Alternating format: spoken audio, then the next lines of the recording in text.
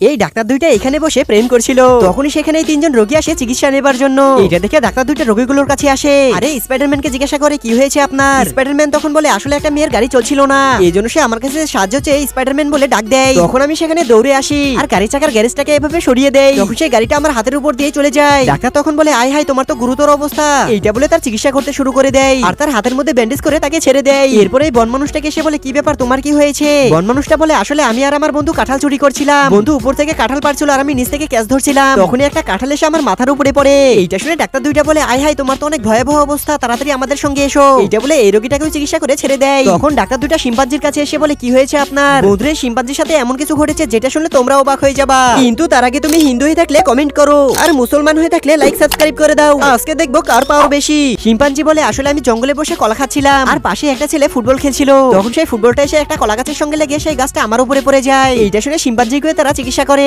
আর সরাসরি এইভাবে ব্যান্ডেজ করে পাঠিয়ে দেয়।